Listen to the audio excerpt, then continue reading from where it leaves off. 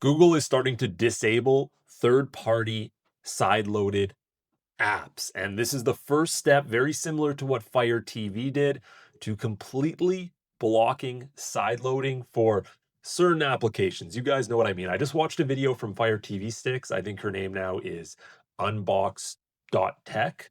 And it just made me completely realize that Amazon and Google they're conspiring together basically to fully block side loaded apps to they ultimate goal super limit the amount of piracy that's able to happen from the average user at home. So that's what we're going to talk about in today's video. If you guys want to support my journey to 300K, the best way to do that is subscribe right down below. Okay, let's get into it.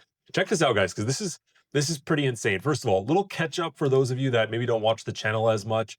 If you didn't know, last year around November, Google announced that they're going to have new restrictions on side loading. Apparently, all this was supposed to be is if you are a developer, you have to register with your identity, either with a passport, ID, whatever, and then upload the package file of your APK. You didn't have to upload the whole thing. It basically just needed to have your package name, and then they verify your identity, then you're good to go. Your app would be able to be side loaded. Now, Google also stated that they're calling this, by the way, high friction side loading. They also stated experienced users would still be able to sideload as they want. So it kind of made it seem like, not a big deal. You know, it's going to be okay. It's not the end of the world. Because as a lot of you know, as this was going on, Fire TV devices started to, first of all, disable third-party apps, which we're going to talk about in a second. So you'd be able to install it, but later on they would say it's disabled. Then we know just about a month ago, 3 weeks, it was found that they are now blocking on install certain applications. Now, these are third-party apps, which may or may not have unverified, unlicensed content on it. So, they say a justified ability of this use. And as we know, the recommendations for what apps to block are being fed just by ACE. Now, this is something I've always called a slippery slope. When we start to limit what we can do online, well, that is a problem because we're allowing one entity to tell us what we can and can't do on devices that throughout history, we've always kind of been able to do what we want. And now I understand we need to have restrictions in society, but some of them don't know if they're the most necessary or useful. Now, coming on the heels of this, I just watched a video from, like I said, Fire TV Sticks, where she's talking about Android and Google now disabling apps. But it's interesting because a lot like Fire TV, how at first they allowed you to install the apps and then they would disable it, it seems like some people are now getting this happening. And this is not a play protect bypass. So sometimes in the past, you'd be able to bypass the play protect and be like, no, this app's okay. There's no malicious hardware. Apparently now it's just showing disabled app a few days after they've used it, maybe a week or 2 weeks after, and you're not able to do anything with it. You can't clear the data. You can't open it. You can't allow it, even when it says disabled. And so this seems because FlixVision was actually one of the first apps, if I remember right, that Fire TV started disabling. So think about the coincidence of that. Fire TV first starts disabling apps. Okay, they're kind of testing it. They're seeing the waters. One of the first, actually, let me find that one sec.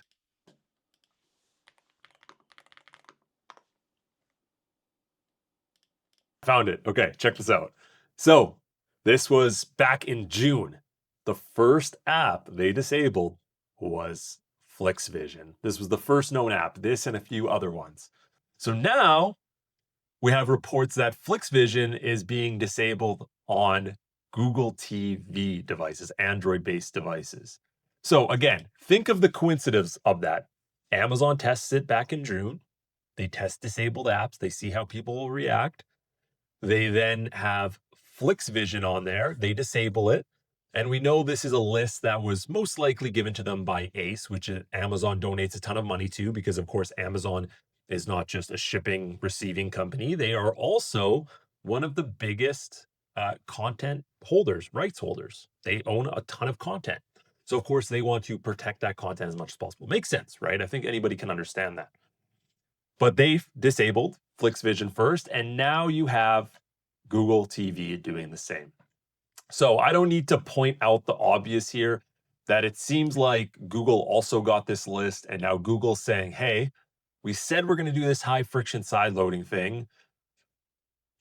Fire TV already did it. You know, we have the data now. They really didn't lose a lot of users, or maybe they lost 30,000, but they're going to make that up in ads from everybody else or whatever they're actually making money on.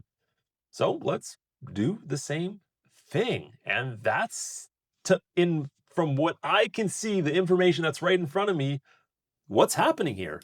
They started off by testing this through Fire TV. Then Google kind of soft launched this idea, said, no, it's not going to be restrictions. Okay, you know what? Sure, it's for high level users only, experienced users. They'll be able to unblock it. And now we're getting to the meat and potatoes, which is, yeah, we're just going to do the same thing. Like, we're good. You know, we don't really care what you think. We found out it's a small subset. You know, for the most part, we feel like we can get away with this and nobody's really going to care. So we're going to go ahead and follow suit now. So I want you guys to let me know down below in the comments. Is this coincidence? Is this just, it just happened, you know, kind of thing? Or do you think this is exactly what I'm saying? And seemingly Amazon testing this first, collecting the data from it, checking online how many people were complaining, how many videos were made, how many video views, and then realizing how big the community was and saying, you know what? I think we're okay with that loss, or we're okay with people complaining, because at the end of the day, they're probably still going to use our device one way or the other. So let me know what you think down below. And guys, like always, if you have a chance, head over to my Instagram page where I do more tech stuff. My page is Upgrade Guy Tech. Oh, I have about 10K followers now. We're getting there. And I just do tons of more tech style reviews here. So unboxings, you get to check out new products that I receive from companies.